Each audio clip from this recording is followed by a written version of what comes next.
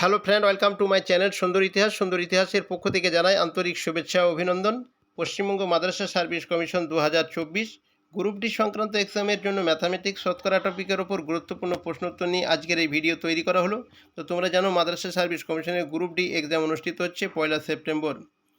এর আগে তোমরা আমার বেশ কিছু এমসিকিউ আকারে ভিডিও তোমরা দেখে নিয়েছো। আজকে ম্যাথ মক টেস্ট 10 নিয়ে আলোচনা করব। আজকের এই ভিডিওটি তোমরা ভালো করে প্রথম থেকে শেষ পর্যন্ত দেখবে, তার কারণ এখানে আমি প্রত্যেকটা প্রশ্ন কিন্তু সূত্র ধরে ধরে কিন্তু আলোচনা করেছি আজকে। তো এর আগে যে ভিডিওগুলো দেওয়া হয়েছে তোমরা অনেকেই সেখানে কমেন্ট করছো যে এই উত্তরটা না হওয়ার মতো বা হবে না স্যার, এরকমের অনেক প্রশ্ন করছো। তোমাদেরকে বলবো তোমরা প্রশ্নটা ভালো করে আগে দেখে নেবে, তারপরে কিন্তু কমেন্ট করবে। তা না হলে কমেন্ট করবে না। তার কারণ হচ্ছে দেখা যাচ্ছে একটা সঠিক জিনিস অথচ সেটাকে কমেন্ট করে জানিয়ে দিচ্ছে এটা ভুল হচ্ছে বা অমুক হচ্ছে। তো তোমাদেরকে বলবো এই ধরনের না করে অন্যান্য ছেলেদেরকে বিভ্রান্তির মধ্যে ফেলবে না। তো চলো আজকের এই গুরুত্বপূর্ণ ভিডিওটা শুরু করি, আর বেশি কথা না বাড়িয়ে চলে যাই 1 নম্বর প্রশ্নতে। দেখো, জলকে বরফে পরিণত করলে 10% আয়তন বাড়ে, বরফ গলে জলে পরিণত হলে আয়তন কত কমবে?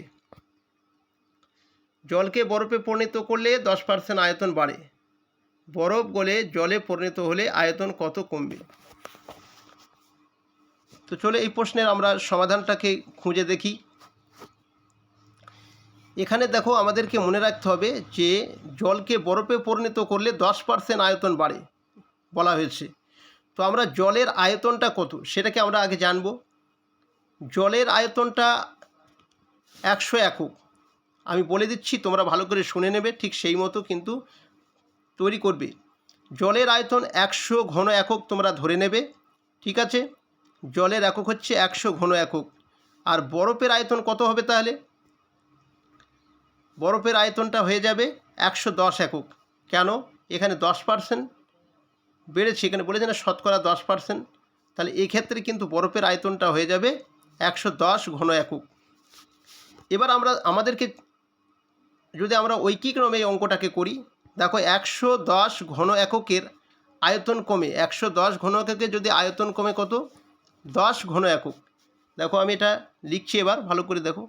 এখানে 110 ঘন এককে, এখানে লেখা খুবই অসুবিধা, সেজন্য আমি মুখে বলছি, তোমরা এটা ধরে নেবে যে 110 ঘন এককে আয়তন কমে কত? 10 ঘন একক। তারপরে একে কত কমবে?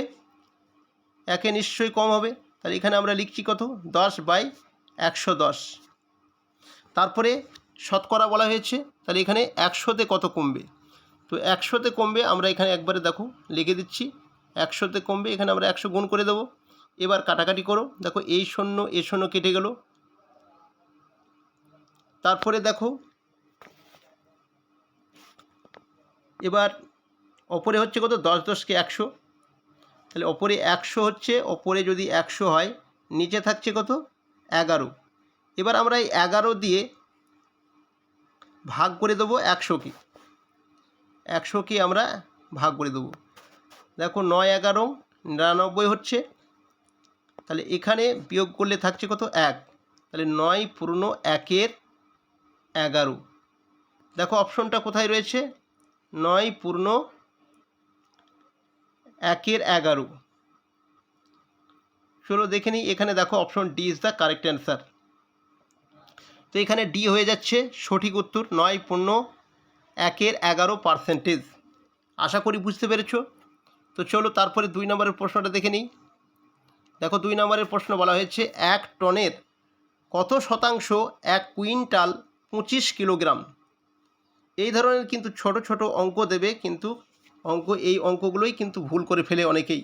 সেজন্য খুব গুরুত্ব সহকারে জানতে হবে যে 1 টনটা কত, 1 টনের কত শতাংশ 1 কুইন্টাল 25 কিলোগ্রাম হবে। তো চলো দেখে নিই। তো আমরা জানি 1 টন সমান 1000 গ্রাম। কত? আমি এটা মুখে বলে দিচ্ছি, দেখো 1 টন হচ্ছে 1000 গ্রাম, আর 1 কুইন্টাল 25 কেজি। এই যে বলা হয়েছে 1 কুইন্টাল 25 কিলোগ্রাম, তার মানে 1 কুইন্টাল মানে 100 কেজি, আর এই 25 কিলোগ্রাম, তার মানে 125 কিলোগ্রাম হচ্ছে। তাহলে আমাদেরকে শতকরা হার যখন বার করতে হবে সেটা আমি একদম ডাইরেক্ট করে দিচ্ছি, বাকিটা তোমরা শুনে নেবে। আমার মোবাইলে লেখার জন্য হাতের আঙুল দিয়ে খুব একটা লেখা পড়ছে না, যে কারণে অনেকেই হয়তো বুঝতে অসুবিধা হচ্ছে, সেজন্য আমি মুখে বলে দিচ্ছি এবং মেন যে জায়গাটা সেটাকে কিন্তু আমি করে দিচ্ছি। দেখো তাহলে এখানে 1 টন হচ্ছে 1000 গ্রাম, আর 1 কুইন্টাল 25 কিলোগ্রাম মানে হচ্ছে 125 কিলোগ্রাম। তো এবার আমরা যদি এটাকে শতকরা বার করি তাহলে কি হবে, দেখো 1000-এর এই 1000-এর 125, এবার এটার শতকরা হয়ে যাবে 100 দিয়ে গুণ। এবার কাটাকাটি করো, এ শূন্য কাটলো, এ শূন্য কেটে গেল।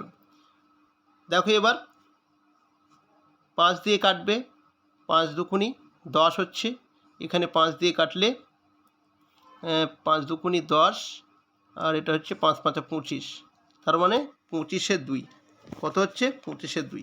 তাহলে এবার আমরা 25-এর 2কে ভাগ করে দেবো। দেখো 25-এর 2কে যদি আমরা ভাগ করে 2 দিয়ে 25কে ভাগ করে দিই, তো 2 একে 2, তারপরে এখানে 5 নামলো, তো 2 দুগুণি 4, মানে এখানে বিয়োগ করলে 1 হবে। তো এবার আমরা এখানে পূর্ণ করে দেবো সংখ্যাটা, তাহলে 12 পূর্ণ 1 থাকছে, এখানে একটা ওপরে লিখলাম, আর যেটা দিয়ে ভাগ করেছিলাম 2, হরটা লিখে দিলাম। তো 12 পূর্ণ 1-এর 2, 12 পূর্ণ 1-এর 2। তাহলে দেখো কোন অপশনে রয়েছে, option B is the correct answer. দেখো এখানে বিতে লেখা আছে 12 পূর্ণ 1-এর 2%। আশা করি তোমরা অঙ্কটা পরিষ্কার বুঝতে পেরেছো। তো চলো তারপরে 3 নম্বরের প্রশ্নটা দেখে নেব। দেখো 3 নম্বর প্রশ্নতে বলা হয়েছে 1 কিলোগ্রাম চায়ের মূল্য 25% বৃদ্ধি পেলে মূল্য বৃদ্ধি পায় 12 টাকা। ওই চায়ের নতুন মূল্য কত? খুব গুরুত্বপূর্ণ একটা প্রশ্ন, ভালো করে শুনে নাও। যে 1 কিলোগ্রাম চায়ের মূল্য 25% বৃদ্ধি পেলে মূল্য বৃদ্ধি পায় 12 টাকা। ওই চায়ের নতুন মূল্য কত? দেখো এই ধরনের প্রশ্ন যদি আসে অবশ্যই আমাদেরকে মনে রাখতে হবে কোনো দ্রব্যের মূল্য, যদি কোনো দ্রব্যের মূল্য আমরা X% ধরে X% বৃদ্ধি পেল, তাহলে মূল্য বৃদ্ধি কত পেল সেটাকে আমরা ধরে নেব মূল্য বৃদ্ধি পাবে Y টাকা।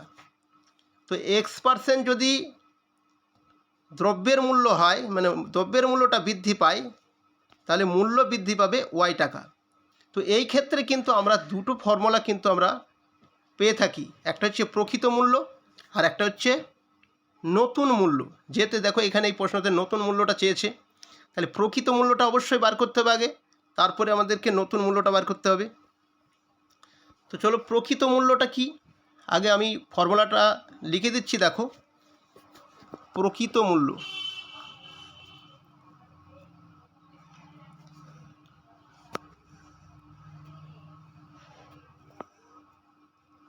প্রকৃত মূল্য কি হবে? প্রকৃত মূল্যটা হবে দেখো Y/X ইন্টু 100, এটা হচ্ছে প্রকৃত মূল্য। এটা অবশ্যই মনে রাখবে যে প্রকৃত মূল্য Y/X ইন্টু 100। আশা করি বুঝতে পেরেছো এই ফর্মুলাটা। এবারে নতুন মূল্যটা কি হবে, আমি কথাটা লিখছি নি, আমি একবারে এটা লিখে দিচ্ছি, লেখা অসুবিধার কারণে। দেখো নতুন মূল্য যেটা বলা হবে সেটা হবে মূল্য বৃদ্ধি। তো মূল্য বৃদ্ধি যেটা ঘটবে, দেখো এখানে মূল্য বৃদ্ধি ঘটেছে কত? 12 টাকা, 12 টাকা মূল্য বৃদ্ধি ঘটেছে। তো মূল্য বৃদ্ধির সঙ্গে এই যে প্রকৃত মূল্য এটার কিন্তু যোগ হবে, ঠিক আছে? দেখো এখানে আমি লিখে দিচ্ছি যতটা হচ্ছে। তো মূল্য বৃদ্ধি আমি একবারে ডাইরেক্ট বলে দিচ্ছি। দেখো মূল্য বৃদ্ধি হচ্ছে কত? 12 টাকা হয়েছে মূল্য বৃদ্ধি, ঠিক আছে? তাহলে 12 টাকার সঙ্গে এই যে আমাদের প্রকৃত মূল্য, এই প্রকৃত মূল্যটা আমরা যোগ করব। এখানে এরকম করে ফর্মুলাটা লিখে রাখতে পারো যে মূল্য বৃদ্ধি মানে 12 এটা, আর এখানে আমি দেখো Y হচ্ছে কি, এখানে Y/X, এখানে Y/X কোনটা বললাম? যে দ্রব্যের মূল্য হচ্ছে X% বৃদ্ধি, তাহলে X% বৃদ্ধি এখানে 25% বৃদ্ধি পেয়েছে, আমরা দেখতে পাচ্ছি 25% বৃদ্ধি পেয়েছে, ঠিক আছে? তাহলে 25% বৃদ্ধি সেটা হচ্ছে X এর মান, তাহলে X কিন্তু নিচে, আর ওয়াইটা কত, ওয়াইটা এখানে দেখতে পাচ্ছি দেখো আমাদের মূল্য বৃদ্ধি, তাহলে এখানে ওয়াইয়ের মান হচ্ছে 12 আর এক্সের মান হচ্ছে 25। এবার এটা গুণ আছে, গুণ দিলাম, এবার 100টা লিখে দিলাম এখানে। এইবার আমরা সমাধানটা করে নেব। দেখো এখানে যদি আমরা কাটাকাটি করি ডাইরেক্ট কেটে যাচ্ছে, 4 25 100, আর এখানে থাকছে 12 যোগ, আর ওপরে 12 আর 4 গুণ করে দাও, 4 12 48। তাহলে দেখো 48 আর এই 12 যদি আমরা যোগ করি কত হবে, 8 আর 2 শূন্য, হাত থাকলো 1 4, মানে 60 হচ্ছে। দেখো অপশন 60 কোথায় আছে, option C is the correct answer. তো এই প্রশ্নের সঠিক উত্তরটা হয়ে যাচ্ছে অপশন সি, 60 টাকা। আশা করি বুঝতে পেরেছো। তাহলে প্রকৃত মূল্য এবং নতুন মূল্য, এই নতুন মূল্য কথাটা না লিখে আমি এখানে ডাইরেক্ট তোমাদেরকে বলে দিলাম। অবশ্যই তোমরা এই মূল্য বৃদ্ধি প্লাস প্রকৃত মূল্য যেটা আছে এটা যোগ করে দিলেই হয়ে গেল নতুন মূল্য। চলো তারপরের প্রশ্ন, 4 নম্বরের প্রশ্নটা দেখে নিই। 4 নম্বরের প্রশ্নতে কী বলেছে দেখো, বলেছে পারিশ্রমিক 19% হ্রাস পাওয়ায় এক ব্যক্তির বর্তমান পারিশ্রমিক 27 টাকা। হ্রাসের পূর্বে ওই ব্যক্তির পারিশ্রমিক কত ছিল? হ্রাস পাওয়ার আগে ওই ব্যক্তির পারিশ্রমিকটা কত ছিল? তো এই ক্ষেত্রে মনে রাখতে হবে যে পারিশ্রমিক যদি আমরা X% হ্রাস পেয়েছে বলে যদি আমরা ধরে নিই, তাহলে পারিশ্রমিক X% হ্রাস পেল, তাহলে এক ব্যক্তি সে পারিশ্রমিক কত পাবে এখানে Y টাকা পাবে। তাহলে এক্স আর ওয়াই দিয়ে কিন্তু আমরা এই অঙ্কগুলোকে সলভ করে থাকি। তো পারিশ্রমিক যদি X% হ্রাস পায় তাহলে সেই ব্যক্তি পারিশ্রমিকটা পাচ্ছে কত, Y টাকা। তাহলে তার প্রকৃত পারিশ্রমিক কত হবে? এই ক্ষেত্রে যে ফর্মুলাটা আমরা প্রয়োগ করব, দেখো প্রকৃত যে পারিশ্রমিকটা হবে সেই ফর্মুলাটা তোমরা পারলে খাতায় লিখে রাখবে। এই দেখো প্রকৃত ফর্মুলা হচ্ছে কি, Y/100 মাইনাস এক্স, এটা ব্র্যাকেট দেবে, তারপরে গুণ 100।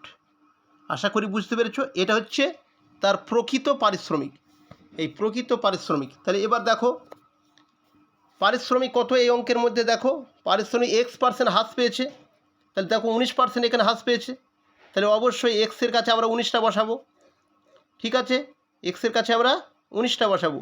আর তারপরে কি, এক ব্যক্তি পারিশ্রমিক পেয়েছে কত, Y টাকা, তাহলে ওয়াইয়ের কাছে আমরা এখানে দেখো পারিশ্রমিক পেয়েছে 27 টাকা, তাহলে ওয়াইয়ের কাছে হয়ে যাবে 27 টাকা। ঠিক আছে, তাহলে এখানে 27 হয়ে গেল পরে। তো চলো এবার মানটা আমরা এখানে বসিয়ে করে নিই আগে। তাহলে এখানে হবে কি, যে 27 বাই এখানে দেখো 100 মাইনাস এক্সের মান কত, হ্রাস পেয়েছে 19, এখানে 19 আমরা বিয়োগ করে দিয়ে দিচ্ছি, তারপরে এখানে ব্র্যাকেট দিয়ে 100 রয়েছে। তো এবার দেখো আমরা এটা যদি বিয়োগ করি, বিয়োগ করলে কত হবে, দেখো বিয়োগ করলে হয়ে যাবে 27টা ওপরে থাকছে, বিয়োগ করলে 100 থেকে যদি 19 বিয়োগ করা হয় তাহলে হচ্ছে কি 81। আশা করি বুঝতে পারছো যে 100 থেকে 19 বিয়োগ করলে 81, তাহলে হয়ে যাচ্ছে এখানে 27/81 ইন্টু 100। এবার কাটাকাটি করো, দেখো একবারে 27 দিয়ে কেটে যাচ্ছে, 3 27 81, তাহলে এখানে 3 হচ্ছে। এবার 100কে যদি আমরা 3 দিয়ে ভাগ করে দিই কত হবে? 100কে 3 দিয়ে ভাগ করতে আমরা সকলেই জানি, তাই না? তো চলো দেখে নিই, আমরা এটা একটু মুছে দিচ্ছি আগে, তারপরে 100কে আমরা 3 দিয়ে ভাগ করে দেখাচ্ছি।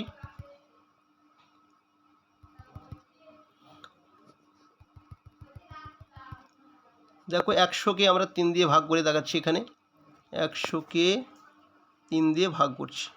তো প্রথমে যাচ্ছে 3 দিয়ে, 3 3কে 9 হচ্ছে, তারপরে আসছে 0 10, ফের 3 3কে 9, তার মানে এখানে কত, 1 অবশিষ্ট থাকছে। তার মানে কি 33/1/3। তো এটা হয়ে যাচ্ছে কত,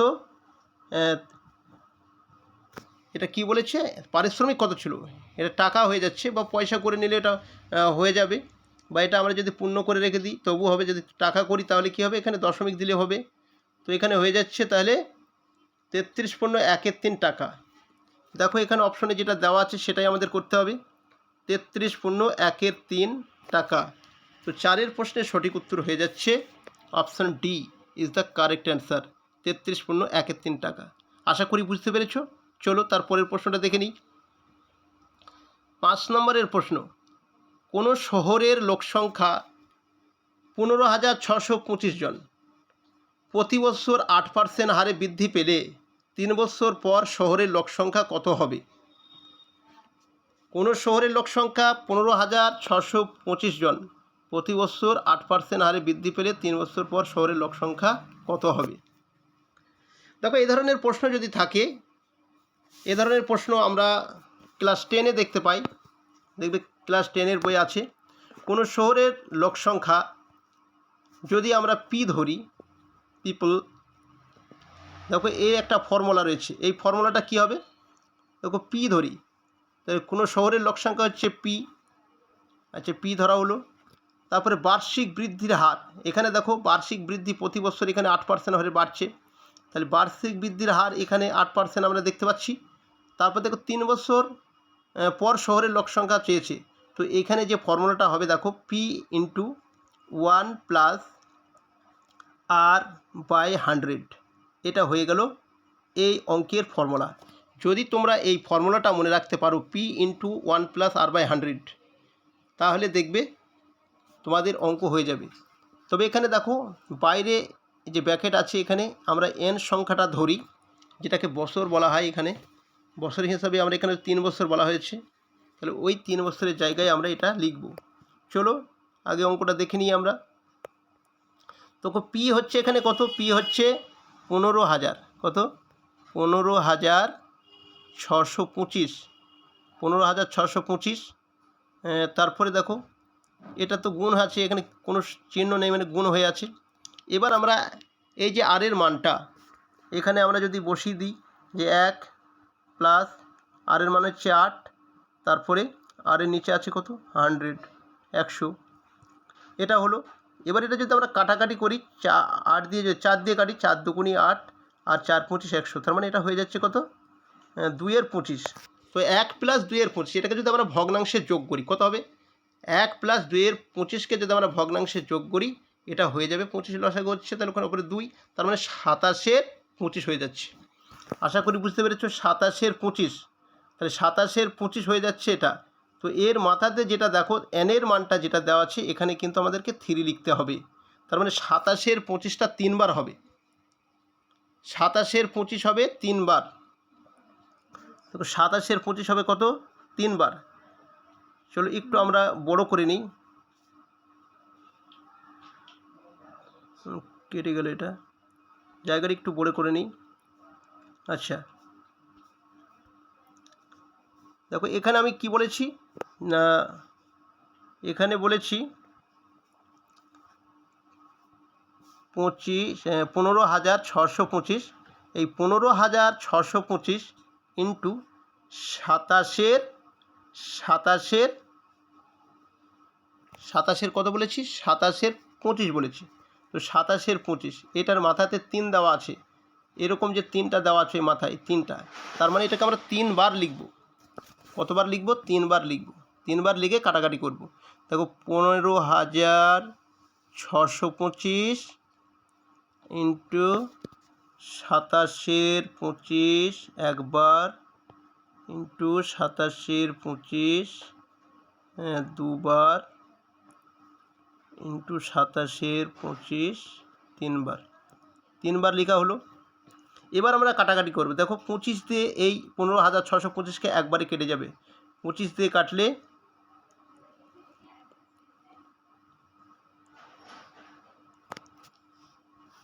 দেখো 25 দিয়ে কেটে যাচ্ছে, 25 দিয়ে যদি কাটা হয় কত হবে? দেখো 6 যাবে, 6 25 150, কত হবে? 6 25 150। আচ্ছা, তারপরে এখানে 156 আছে, তাহলে 150 চলে গেলে 6 থাকে, তাহলে 62 হচ্ছে। 25 দুগুণি 50, হাত থাকছে কত? 50 গেলে 12 থাকে, তার মানে 125 হচ্ছে এখানে। তাহলে 125 থাকে, তাহলে 125 থাকে মানে আবার সেটাকে 5 25 সঙ্গে 125, তার মানে এটা হয়ে যাচ্ছে 625। কত হচ্ছে এটা? 625 হচ্ছে। প্রথম 25 দিয়ে কেটে 625। এবার তারপরের একটা 25 দিয়ে আমরা কাটবো। দেখো এই 25 দিয়ে 625কে একবারে ভাগ করে দেবো, 25 25 625, 25 25 625। আমি এই নিচে লিখে রাখলাম, এটা কাটতে সুবিধা হবে। 25 25 625, ও এটা এখানে না লিখলেও হবে, ওপরেই লিখছি, একটা জায়গা আছে, একবারই কাটা হয়ে যাবে।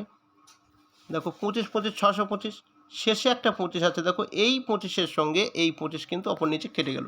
তাহলে থাকছে কে? ওপরে থাকছে 27 ইন্টু 27 ইন্টু 27, মানে 3টে 27 থাকছে।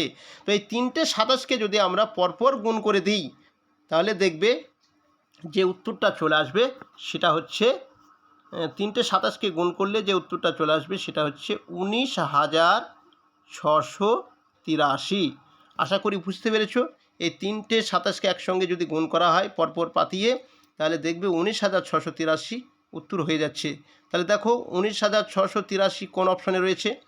দেখো এখানে option B is the correct answer, না বি না, এখানে A is the correct answer, A 19,683, 19,683। তাহলে এ হয়ে যাচ্ছে সঠিক অ্যান্সার। তো চলো তারপরের অঙ্কটা আমরা দেখে নেব, 6 নম্বরের অঙ্ক। 6 নম্বরের অঙ্ক কী বলা হয়েছে দেখো, বলেছে চিনির বাজার দর 25% বৃদ্ধি পাওয়ায় একটি পরিবারের খরচ একই রাখতে চিনির বরাদ্দ কত হ্রাস পাবে। দেখো এই ধরনের অঙ্ক কিন্তু একটা আগের দিনে পেয়েছি, আজকে সকালেই কি এর আগের দিনে পেয়েছো। তো সেখানে একজন কমেন্ট করেছে, স্যার বুঝতে পারলাম না খুব একটা শেষের অঙ্কটা না কি বলেছো। তো যাই হোক, এই অঙ্কটা দেখলে আশা করছি তোমাদের সেই অঙ্কটাও কিন্তু একদম জলের মতো হয়ে যাবে বা বুঝে ফেলবে। তো চলো বুঝে নিই আমরা এই অঙ্কটা। তো চিনির বাজার দর 25% বৃদ্ধি পাওয়ায় একটি পরিবারের খরচ একই রাখতে চিনির বরাদ্দ কত হ্রাস পাবে। তো এই ধরনের অঙ্কতে আমাদেরকে যেটা মনে করতে হবে, দেখো কোনো দ্রব্যের মূল্য X% বৃদ্ধি পেলে, আমরা যেটা ফর্মুলাতে নিয়ে আসবো সেটা দেখো, কোনো দ্রব্যের মূল্য X% বৃদ্ধি পেলে পরিবারের খরচ একই রাখতে হলে দ্রব্যটি ব্যবহার কমাতে হবে, তাই তো? দ্রব্যটি ব্যবহার কমাতে হবে। তো X% যদি বৃদ্ধি পায় তাহলে সেই পরিবারের খরচ একই রাখতে হলে দ্রব্যটির ব্যবহার কমাতে হবে কত, সেটাকে দেখো যে ফর্মুলাটা লিখতে হবে সেটা হচ্ছে X/100 প্লাস এক্স ইন্টু 100, এবার ব্র্যাকেট দিয়ে পার্সেন্টেজটা দিয়ে দেবে। আশা করি বুঝতে পেরেছো। দেখো X/100 প্লাস এক্স ইন্টু 100, এই ফর্মুলাটা হচ্ছে এই অঙ্কের।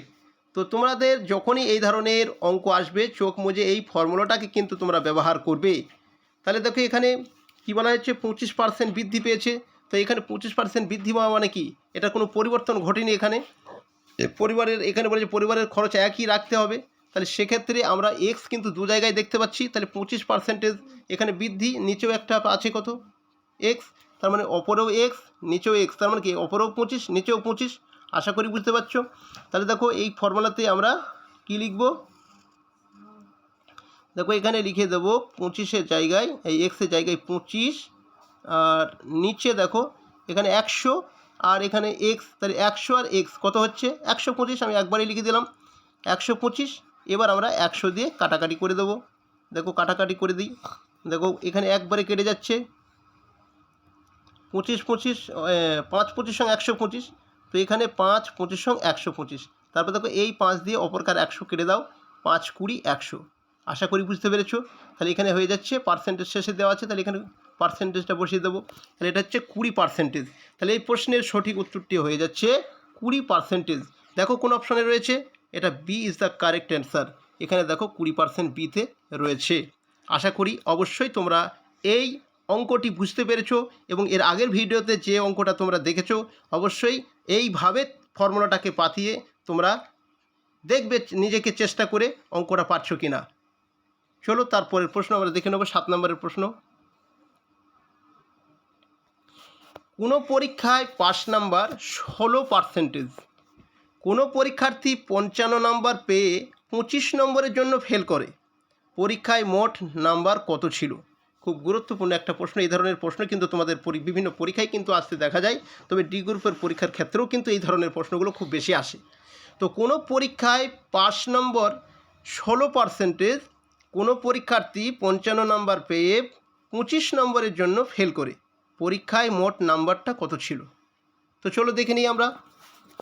এর ক্যালকুলেশনটা কিভাবে আমরা কোন ফর্মুলায় করতে পারি একবার দেখে নিই। তোমাদেরকে মনে রাখতে হবে যে কোনো পরীক্ষায় পাস নম্বর হচ্ছে X%, এটা কিন্তু মাথায় রাখতে হবে। পাস নম্বরটা হচ্ছে পরীক্ষাতে পাস নম্বর হচ্ছে X%। যদি কোনো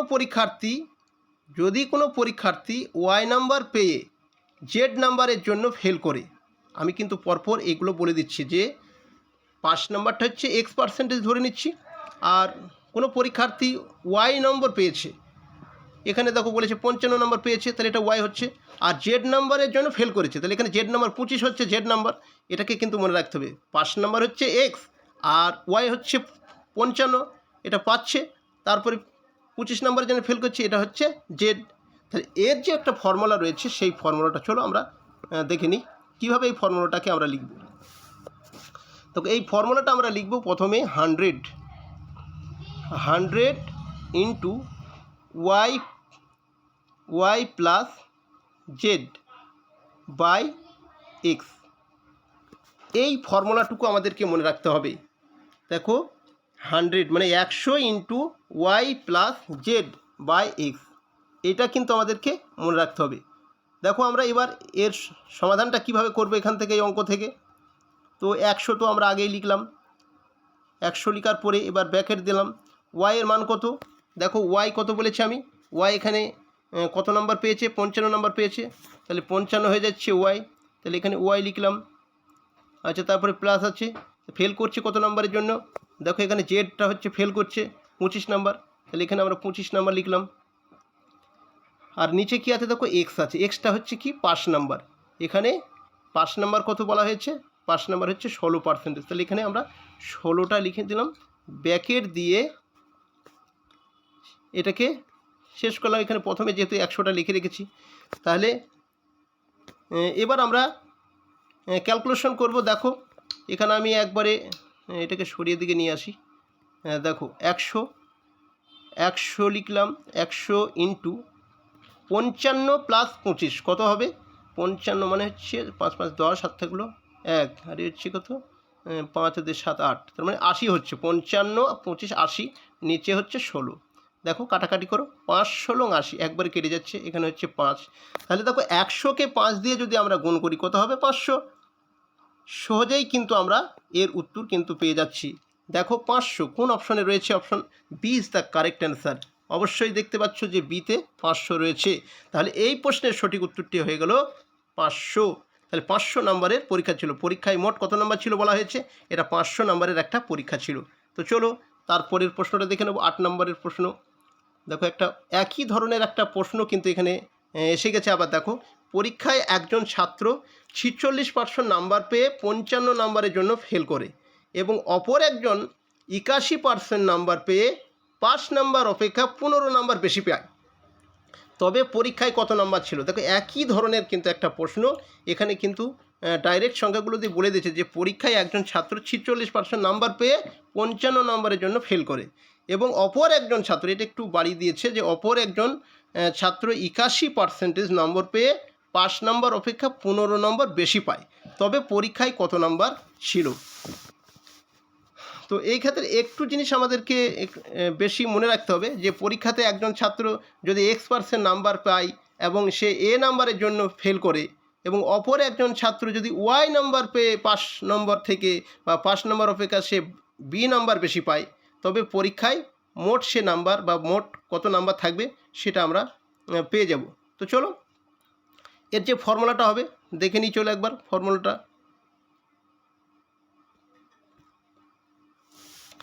এর যে ফর্মুলাটা হবে সেটা আমরা এরকম লিখব। দেখো 100 প্রথমে হবে 100 into A plus B by Y minus X, এটাকে ব্র্যাকেট দিয়ে ঘিরো, অপরটাকে ব্র্যাকেট দিয়ে ঘিরো, নিচেরটা ব্র্যাকেট দিয়ে না ঘিরলেও হবে, যেহেতু অপরে একটা 100 আছে, এটা এরকম করে দেবো, ঠিক আছে।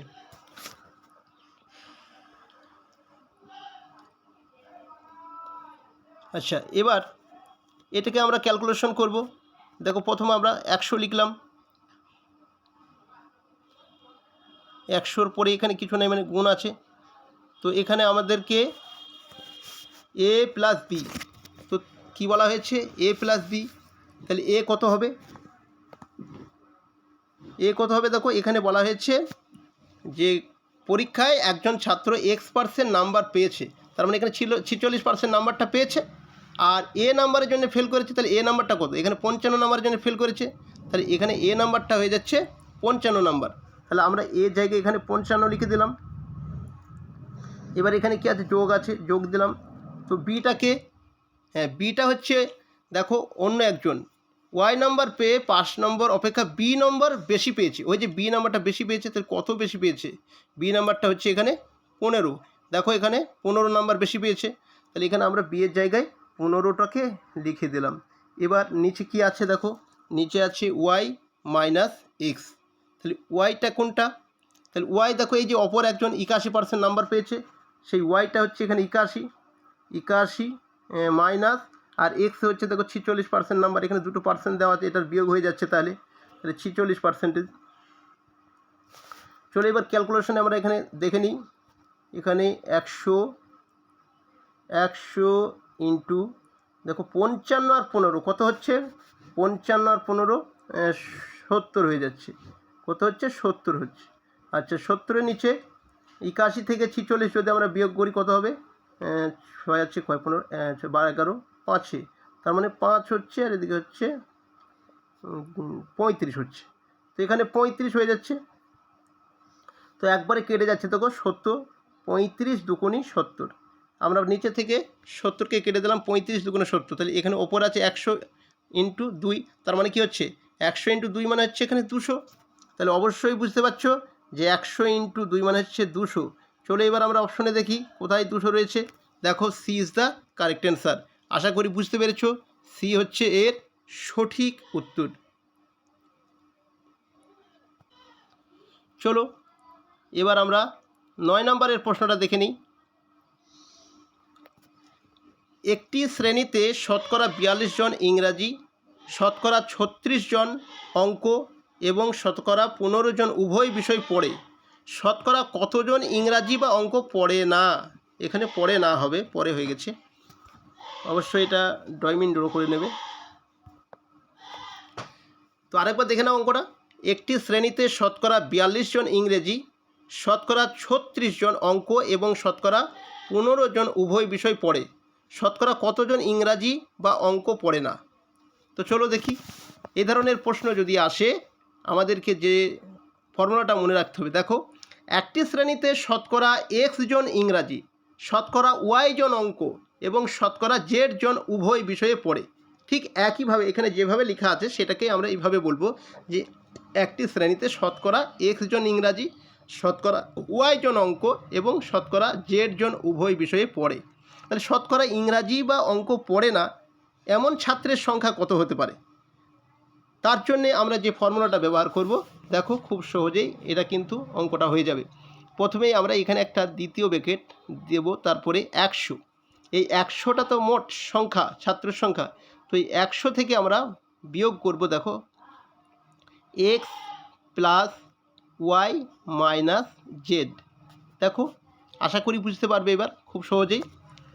তো এখানে দেখো কোনো শ্রেণীতে শতকরা x জন ইংরাজি, তাহলে ইংরাজিতে এখানে কতজন আছে দেখো, ইংরাজি x জন ধরেছি প্রথমটা, তাহলে এখানে 42 জন আছে, তাহলে আমরা এখানে 100 বিয়োগ ব্র্যাকেট দিলাম 42, তারপরে এখানে যোগ ওয়াইটা কি, ওয়াইটা হচ্ছে অঙ্ক, অঙ্ক কতজন আছে দেখো পরপর দেওয়া আছে, এখানে 36 জন, তাহলে এখানে 36 লিখলাম, তারপরে বিয়োগ জেডটা হচ্ছে উভয় বিষয়ে পড়ছে সেই জন্য এটা মাইনাস হচ্ছে, দেখো এখানে জেড হচ্ছে কত, জেড দেওয়া আছে 15। এবার এটাকে আমরা কি করব, 100 থেকে ওটা যোগ বিয়োগ করে নিয়ে বাদ দিয়ে দেবো, দেখো 42 আর হচ্ছে 36, 42 আর 36 কত হচ্ছে 78, তাই তো 42 আর 36 হচ্ছে 78, তো 78 থেকে 15 বাদ দাও, 78 থেকে 15 বাদ দিলে কত হবে, 8 হচ্ছে কয়ে 5 হচ্ছে কয়ে 8 3 8, তার মানে দেখো এখানে হয়ে যাচ্ছে কি 63 হয়ে যাচ্ছে, তাহলে 42 আর 36 হচ্ছে 78, আর তার থেকে 15 বাদ দিলে হচ্ছে 63।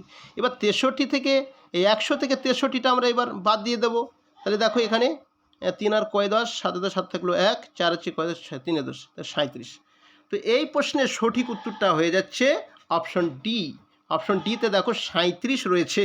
তাহলে তোমাদেরকে মনে রাখতে হবে একটি বিষয়, যে একটি শ্রেণীতে শতকরা x জন ইংরাজি, শতকরা y জন অঙ্ক এবং শতকরা z জন উভয় বিষয়ে পড়ে। এইরকমভাবে তোমাদেরকে মনে রাখতে হবে। আর শতকরা ইংরাজি বা অঙ্ক যখন পড়ে না বলবে, তখন তার ফর্মুলা হবে ঠিক এইটা, 100 minus x plus Y minus Z. তারপরে ওটা ক্যালকুলেশন করে সংখ্যাগুলো বসিয়ে দিয়ে তোমরা দেখলে কিভাবে করলে অঙ্কটা। তো এইভাবে অঙ্কটাকে তোমাদেরকে সলভ করতে হবে। তো চলো আজকে শেষ প্রশ্নটা দেখে নিই।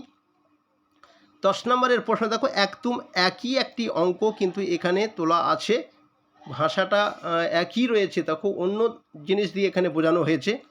একটি শহরের মোট জনসংখ্যার 60% ভাত, 50% রুটি এবং 20% ভাত ও রুটি উভয়ই খাদ্য খায়। ওই শহরের কত শতাংশ মানুষ ভাত বা রুটি কোনোটিই খায় না? দেখো একই কিন্তু ভাষা, জিনিসটা অন্য জিনিস দিয়ে বোঝানো হয়েছে, কিন্তু ভাষাটা দেখো একই। একটি শহরের মোট জনসংখ্যার 60% ভাত, 50% রুটি এবং 20% ভাত ও রুটি উভয়ই খাদ্য খায়। ওই শহরের কত শতাংশ মানুষ ভাত বা রুটি কোনোটিই খায় না? তো চলো একইভাবে আমরা দেখে নিই। তো এখানে খায় হবে, এটা হয় হয়ে গেছে, যাই হোক এটা ঠিক করে নেবে, প্রশ্নতে হয় হয়ে গেছে, খায় হবে, তো খায় না, তাই তো।